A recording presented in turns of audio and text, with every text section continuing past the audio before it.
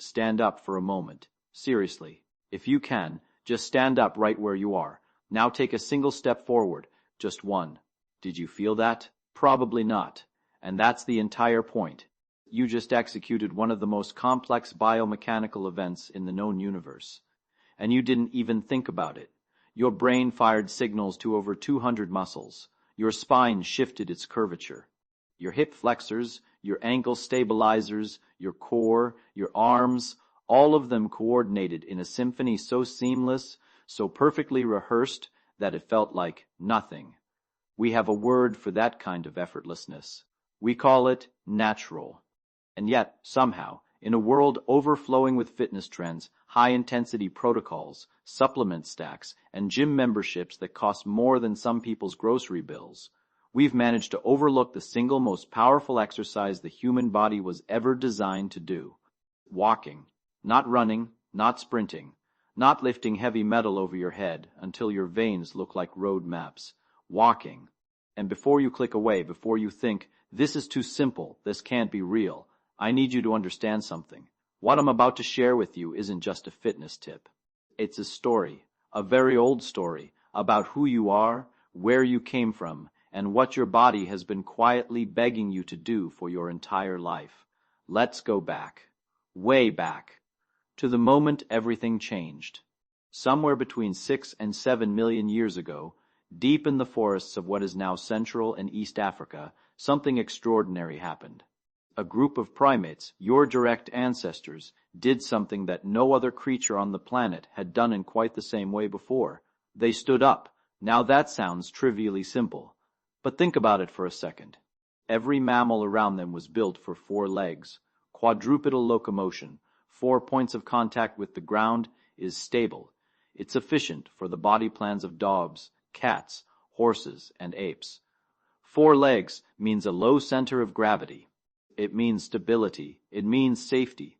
And your ancestors looked at all of that and said, no, we're going to balance our entire body weight on 2 legs, raise our center of gravity dangerously high, and walk upright through a world that wants to eat us.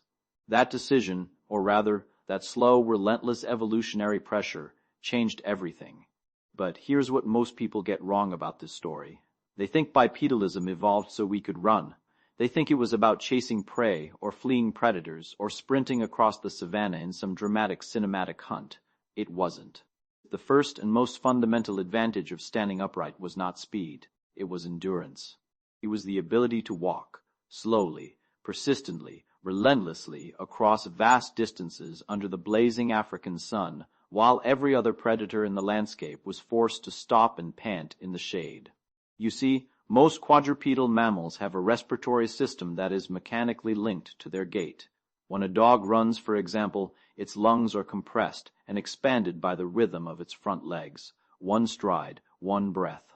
That coupling means that at high speeds, a quadruped is incredibly efficient, but it also means they overheat fast. They can't separate their breathing from their movement. Humans broke that link. When your ancestors stood up, they freed the rib cage from the constraints of locomotion. Suddenly, a bipedal walker could take 2 steps and 1 breath, or 4 steps and 1 breath, or any ratio the moment demanded.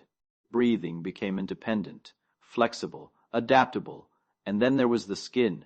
Humans are, among mammals, almost uniquely naked.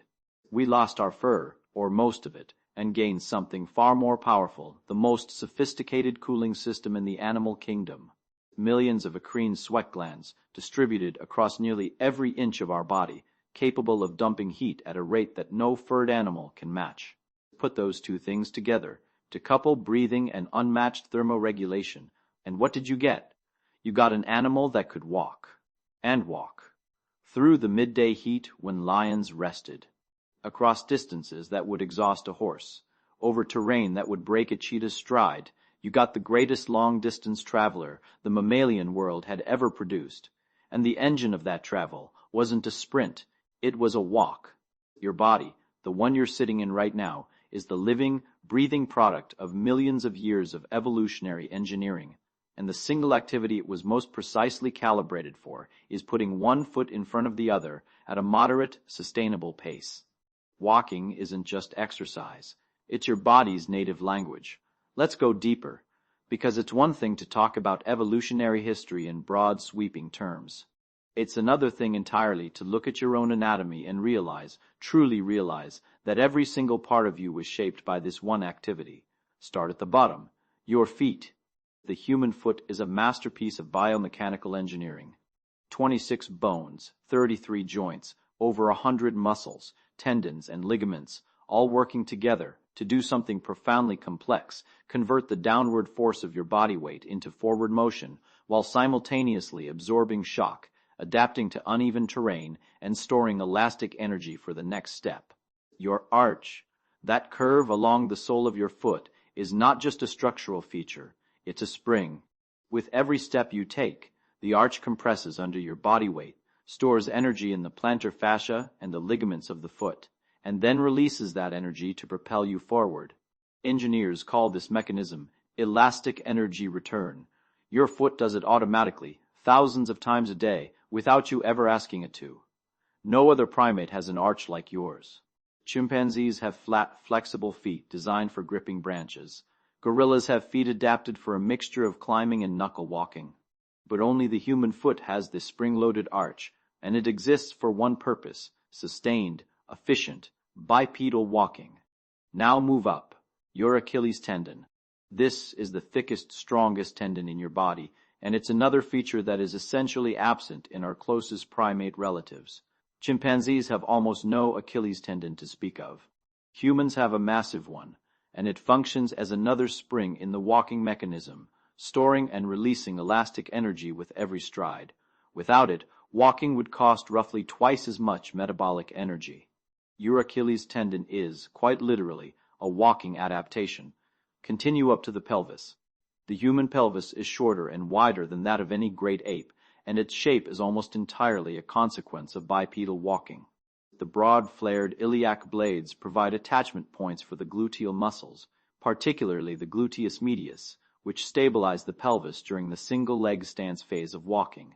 Every time you take a step, you spend a brief moment balanced on one leg. Without the unique shape of your pelvis and the muscles it supports, you would topple sideways with every stride. Your spine. The human vertebral column has a distinctive S-shaped curve, lordosis in the lumbar region, kyphosis in the thoracic region, that acts as a shock absorber during walking, distributing the vertical forces of each footfall so they don't hammer directly into your skull. No other primate has this double curve. It's a walking adaptation. Your arms. Unlike other apes, whose arms are long relative to their legs, humans have relatively short arms, and we swing them. You probably don't think about this, but every time you walk, your arms swing in opposition to your legs. Right arm forward with left leg, left arm forward with right leg. This counter-rotation cancels out the angular momentum generated by your swinging legs, keeping your torso stable and reducing the metabolic cost of walking by as much as 12%. Your arm swing during walking isn't a vestigial behavior, it's an active energy-saving mechanism. Even your head. The human skull sits directly on top of the vertebral column, balanced at the foramen magnum, the hole where the spine enters the skull. In quadrupeds and even in our ape relatives, this hole is positioned more toward the back of the skull because the head hangs forward from the body. In humans, it migrated to the bottom of the skull so the head can balance effortlessly on top of the spine during upright walking. You don't need heavy neck muscles to hold your head up. It just sits there, balanced, efficient, ready to walk. Do you see what I'm saying? From the bottom of your feet to the top of your skull, you are architecturally, mechanically, structurally a walking machine. Every bone, every tendon, every joint, every curve of your skeleton was sculpted by natural selection for this one fundamental activity. Your body doesn't just allow walking, it expects it. So we've established that you were built for walking. But what actually happens inside your body when you do it? What cascade of events does a simple walk set into motion? This is where the story gets genuinely remarkable.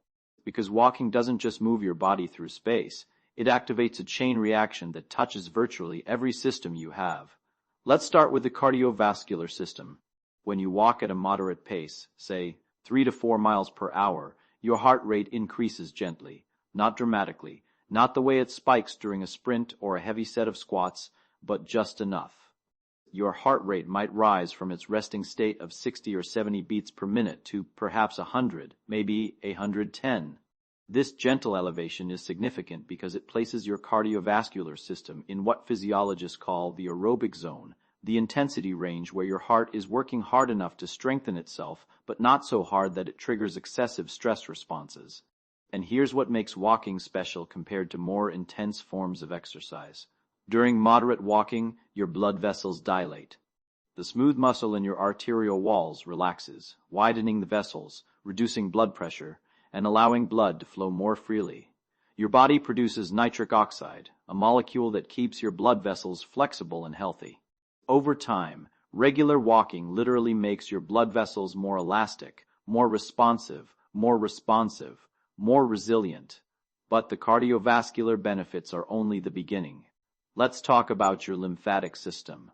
Most people barely know this system exists, but it's one of the most important networks in your body. Your lymphatic system is essentially your internal drainage and immune surveillance system. It collects cellular waste, excess fluid, toxins, and pathogens from your tissues and channels them to your lymph nodes, where immune cells can inspect and neutralize threats. Here's the catch. Unlike your cardiovascular system, which has the heart to pump blood, the lymphatic system has no central pump. It relies entirely on the mechanical compression of your muscles and the movement of your body to push lymph fluid through its network of vessels. When you sit still, your lymphatic system stagnates. Fluid pools. Waste accumulates. Immune surveillance slows. When you walk, everything moves. The rhythmic contraction of your leg muscles, your calves especially, which are sometimes called the second heart, squeezes lymph fluid upward through the vessels, flushing waste, circulating immune cells, and keeping the entire system functioning the way it was designed to. Walking is, in a very real sense, the pump that your lymphatic system depends on. Now let's talk about something even more fascinating: your brain. When you walk, your brain doesn't just send commands to your muscles and then go quiet. Walking activates your brain in ways that almost no other form of exercise replicates. First, there's the release of brain-derived neurotrophic factor, or BDNF. This protein is sometimes called miracle grow for the brain. Because of what it does, it stimulates the growth of new neurons, strengthens existing neural connections, and protects brain cells from damage and degeneration. Moderate aerobic exercise like walking is one of the most potent natural triggers of BDNF production. Studies have shown that regular walkers have larger hippocampi, the brain region responsible for memory and spatial navigation, than their sedentary counterparts. But the cognitive benefits of walking go beyond neurochemistry. There's a phenomenon that researchers have studied extensively, and it's one that writers, philosophers, and thinkers have known intuitively for centuries. Walking enhances creative thinking. A landmark study conducted at Stanford University found that walking increased creative output by an average of 60% compared to sitting. And here's the fascinating part. It didn't matter whether the subjects walked outside in nature or on a treadmill facing a blank wall. The act of walking itself was the catalyst. Why? Several theories converge here. Walking generates a gentle, rhythmic oscillation in the body that may facilitate what neuroscientists call default mode network activity, the brain state associated with daydreaming, free association, and creative insight. The mild aerobic demand of walking also appears to reduce the prefrontal cortex's tendency toward rigid, analytical thinking, allowing more lateral, associative thought patterns to emerge. This is not a modern discovery.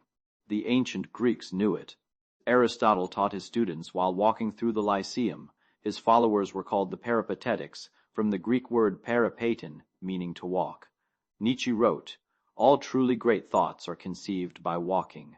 Beethoven walked through the Vienna woods. Darwin had his thinking path, a gravel walkway at Downhouse, that he paced daily while developing his theory of evolution. Thoreau, Wordsworth, Kierkegaard, Rousseau, the list of history's greatest minds who were devoted walkers reads like a syllabus of Western civilization itself. They weren't just getting exercise. They were accessing a cognitive state that the seated, stationary mind simply cannot reach. And then there's what walking does to your mood.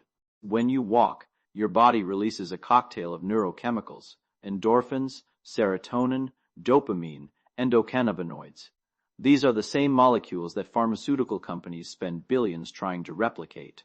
And walking triggers their release, not in the acute, overwhelming surge that a sprint or a high-intensity workout might, but in a sustained, gentle, steady flow that mirrors the body's natural baseline rhythms. Research has consistently shown that walking, even a 10-minute walk, can reduce symptoms of anxiety and depression as effectively as some pharmacological treatments. A major meta-analysis published in the British Journal of Sports Medicine found that physical activity, including walking, was 1.5 times more effective than counseling or leading medications for reducing symptoms of depression. I want you to sit with that for a moment. One of the most powerful interventions for mental health that modern science has identified is not a drug, not a therapy protocol, not a technological innovation. It's the thing your body was designed to do from the moment your species first stood up on the African savanna. Walking. Now, let's talk about what happens when you stop. Because here's the uncomfortable truth. The modern world has conducted an unprecedented experiment on the human body. For the first time in the entire history of our species, a significant portion of the human population spends the majority of their waking hours sitting still. Think about what the average day looks like for hundreds of millions of people. You wake up. You sit to eat breakfast. You sit in a car or on a train to get to work. You sit at a desk for 8, 9, 10 hours. You sit in the car to come home. You sit on the couch to watch a screen. You lie down to sleep. And then you do it again. Some estimates suggest that the average adult in an industrialized nation sits for 10 to 15 hours per day.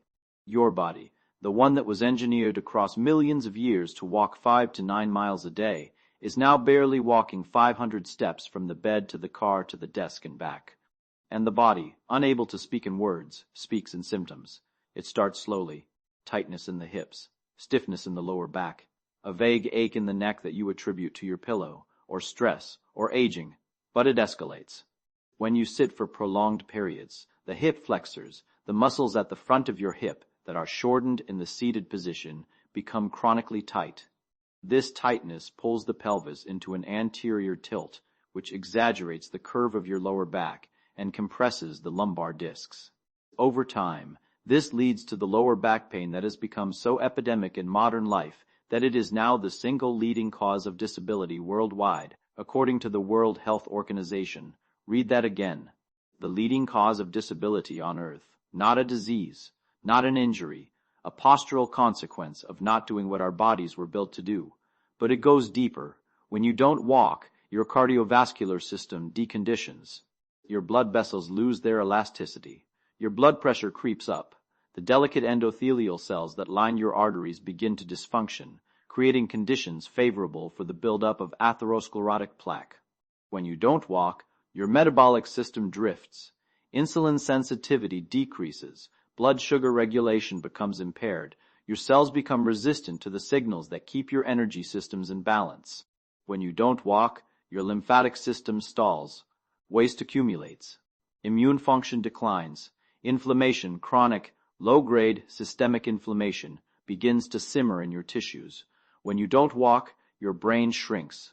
This is not a metaphor. Studies have demonstrated that sedentary older adults show measurably greater rates of hippocampal atrophy, the literal shrinking of brain tissue, compared to those who walk regularly. And when you don't walk, your bones weaken. Bone is a living tissue that remodels itself in response to mechanical stress. The gentle, repetitive impact of walking sends signals to osteoblasts, the cells that build new bone, telling them to keep working. Without that signal, bone density declines. Osteoporosis begins. The skeleton that was built to carry you across continents begins to crumble from the inside. The medical community has begun to use a phrase that, even a decade ago, would have sounded hyperbolic. Sitting is the new smoking, but the data behind that phrase is sobering. A meta-analysis of over 1 million participants found that sitting for more than 8 hours a day without physical activity was associated with a risk of death similar to that caused by obesity and smoking. The human body was not built to be still. It was built to move, and the movement it was most specifically built for is walking. When you deny your body that movement, you are not simply being inactive. You are placing your body in an environment it was never designed to endure. You are running the most sophisticated walking machine in evolutionary history on a protocol of absolute stillness, and the machine is breaking down. Now here's where things get interesting and maybe a little controversial, because some of you watching this are thinking, okay, but I exercise, I go to the gym, I run, I do CrossFit, I spin, I lift, I'm active, so this doesn't apply to me, right? And I understand why you'd think that. But I need to challenge that assumption because there's a growing body of research that reveals something counterintuitive, something that the fitness industry doesn't particularly want you to hear. Intense exercise and daily walking are not interchangeable. They serve different functions. And in many cases, a person who does 1 hour of intense exercise but sits for the remaining 15 waking hours may be in worse metabolic shape than someone who never sets foot in a gym but walks consistently throughout the day. Researchers have coined a term for this, the active couch potato phenomenon. The logic is straightforward. An hour of vigorous exercise triggers a specific set of physiological responses: muscle protein synthesis, cardiovascular stress adaptation, acute hormonal cascades. These are valuable, no one disputes that, but they are acute responses. They happen during and shortly after the exercise bout, and then they fade. What walking provides is fundamentally different. It is a tonic stimulus, a constant, low-level signal that keeps your metabolic systems activated, your blood sugar regulated, your lymphatic system flowing, your blood pressure modulated, and your brain chemistry balanced throughout the entire day. Think of it this way. Imagine your body's metabolic health as a campfire. An intense gym session is like throwing a big log on the fire. It blazes up, burns hot, and then dies down. Walking is like a steady, gentle breeze that keeps the coals glowing all day long. Both are important. But if you only throw the log and never tend the coals, the fire still goes cold for most of the day. A study published in the journal Medicine and Science in Sports and Exercise found that even among individuals who met recommended exercise guidelines, that is, people who regularly exercised at moderate to vigorous intensity, prolonged sitting was independently associated with increased risk of cardiovascular disease and premature death. The exercise didn't fully cancel out the sitting. Meanwhile, studies of populations that walk extensively as part of their daily lives, the Hadza hunter-gatherers of Tanzania, rural communities in Sardinia and Okinawa, two of the world's blue zones where people routinely live past 100, the Amish communities of North America, reveal cardiovascular profiles, metabolic markers, and longevity patterns that put even the most dedicated gym-goers to shame. The Amish, for example, have been studied extensively because their lifestyle provides a natural experiment. They don't go to gyms, they don't run marathons, they don't do yoga or Pilates or high-intensity interval training. But the average Amish man takes approximately 18,000 steps per day, and the average Amish woman takes about 14,000. Their rates of obesity, type 2 diabetes, and cardiovascular disease are a fraction of the general American population. They don't have a fitness program, they have a walking life. And this gets at something deeper, something almost philosophical about our relationship with movement. We have turned exercise into an event, something you schedule, something you drive to, something you put on special clothes for, something that exists in a separate box from the rest of your life, neatly compartmentalized between 5 and 6 p.m. on weekdays. But for the vast majority of human existence, movement wasn't an event. It was the background radiation of daily life. You walked to get water, you walked to find food, you walked to visit your neighbor, you walked to visit your neighbor, you walked to trade, to gather, to explore, to worship. Movement was woven into the fabric of existence so completely that the idea of exercise as a distinct activity would have been incomprehensible. What we've done in the modern world is extract movement from life and then try to re-inject it in concentrated form. And while that's better than nothing, far better than nothing, it's not the same thing. It doesn't replicate the constant low-level, all-day metabolic engagement that our bodies evolved to expect. Walking is the bridge back. It's the one form of movement that you can reintegrate into your daily life without special equipment, without a gym membership, without a coach, without risk of injury, without needing to recover afterward. It's not a workout.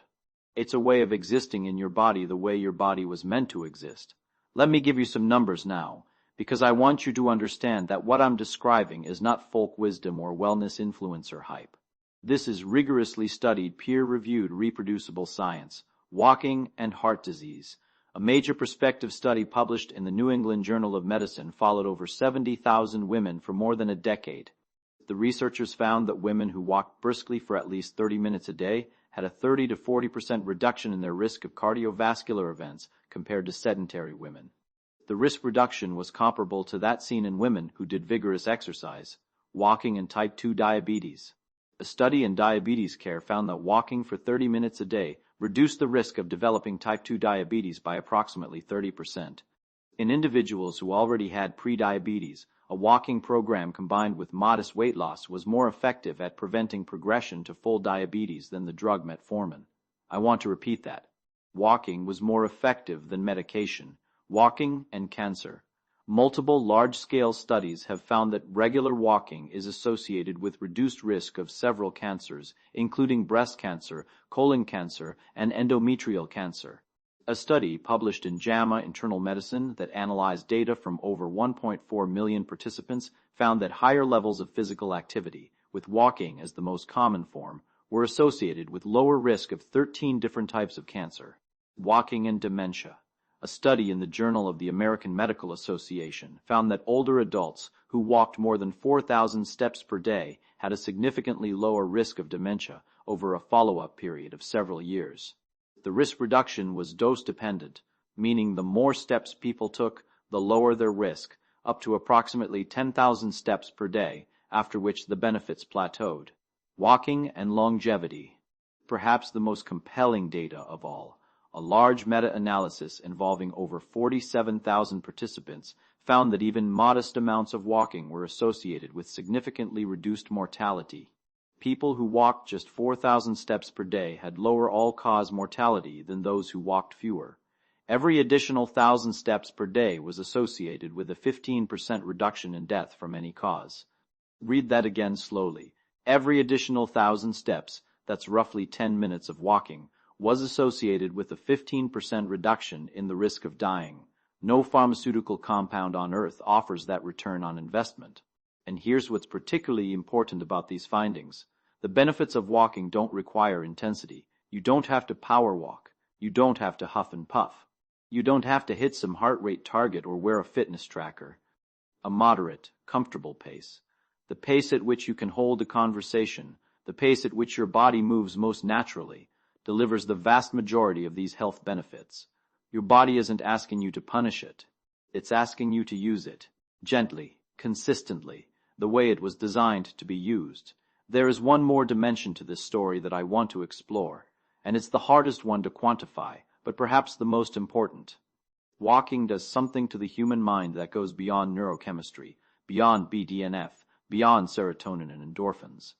There's a quality to walking, particularly walking in nature, walking in silence, walking without destination, that seems to touch something deeper, something that the language of science strains to capture. When you walk, you enter a rhythm, and that rhythm, that steady 1-2, 1-2 of your feet on the ground, does something to the chattering, anxious, restless machinery of the modern mind. It quiets it, not forcefully, the way meditation sometimes tries to do, with willpower and discipline and sitting still when every cell in your body wants to fidget.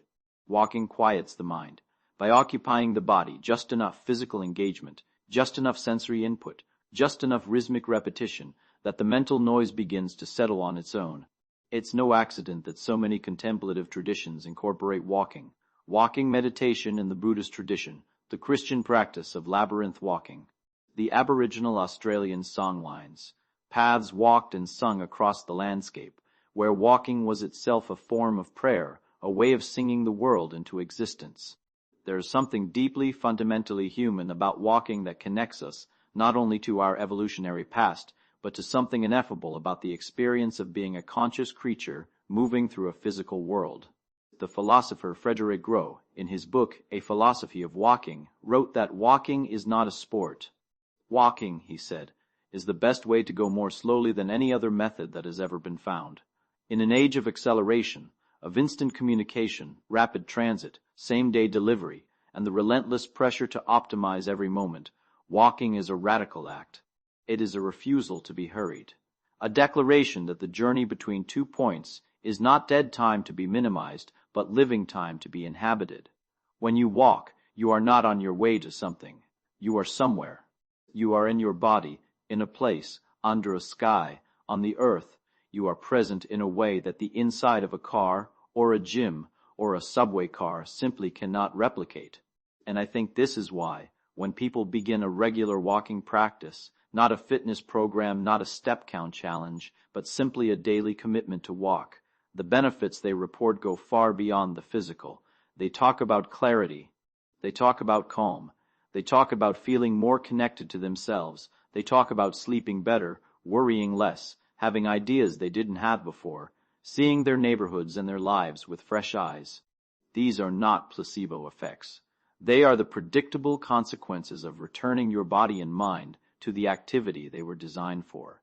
The beautiful irony of everything I've told you is that walking requires no instruction. You already know how. You've known how since you were about a year old, when you took your first trembling, triumphant steps and the world opened up before you. But because we live in a culture that has systematically engineered walking out of daily life, I want to offer a few thoughts on how to bring it back. First, and this is the most important thing, forget the numbers. Forget 10,000 steps. That figure, which has become gospel in the fitness world, did not originate from any scientific study. It originated from a 1964 Japanese marketing campaign for a pedometer called the Manpoke, which translates to 10,000 step meter. It was a branding decision, not a medical recommendation. The actual science suggests that benefits begin at remarkably low thresholds. Even 2,000 to 4,000 steps per day, far less than 10,000, is associated with meaningful reductions in cardiovascular risk and all-cause mortality. More is generally better, up to a point, but the biggest jump in health benefits comes from moving out of the sedentary category and into any amount of regular walking. So don't let the perfect be the enemy of the good. If you're currently walking very little, adding even a 15-minute walk to your day is a significant intervention. Start there. Second, think about walking not as exercise but as transportation. Can you walk to the grocery store instead of driving? Can you walk to a restaurant for lunch? Can you walk your child to school? Can you take a walking meeting instead of a sitting one? The most sustainable walking habit is one that is embedded in the structure of your life, not bolted on as an extra task. Third, walk outside when you can. The research on the added benefits of walking in natural environments, even urban parks, is robust. A practice the Japanese call Shinrin-yoku, or forest bathing, involves slow, deliberate walking in forested areas, and studies have shown it reduces cortisol levels, lowers blood pressure, enhances immune function, and improves mood beyond what indoor walking provides. The combination of movement, fresh air, natural light, and the fractal visual patterns of natural environments creates a synergistic effect that amplifies the benefits of walking alone. Fourth, walk without your phone, or at least without looking at it. I know this is difficult. I understand the pull of the podcast, the audiobook, the playlist, and there's nothing wrong with those things. But try, even once, walking in silence. Let your mind wander. Let your eyes take in the world around you. Let the rhythm of your steps be the only rhythm.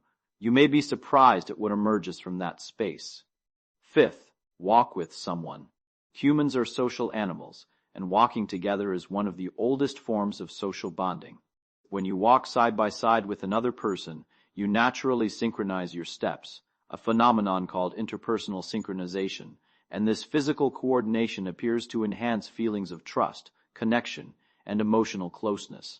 A walk with a friend, a partner, a child, or even a stranger may be one of the most natural forms of human connection available to you. And finally, walk after meals. Postprandial walking, walking after eating, has been shown to significantly reduce blood sugar spikes. Even a 10-minute walk after a meal can blunt the glucose and insulin response more effectively than a single 45-minute walk taken at another time of day. This is a simple, elegant, and powerful tool for metabolic health that costs nothing and takes almost no time.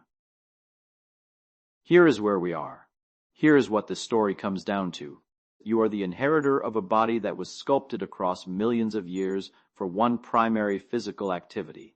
That activity is not running, not lifting, not swimming, not cycling, not yoga, not Pilates, not any of the 1,000 fitness modalities that the modern world offers you for a monthly fee.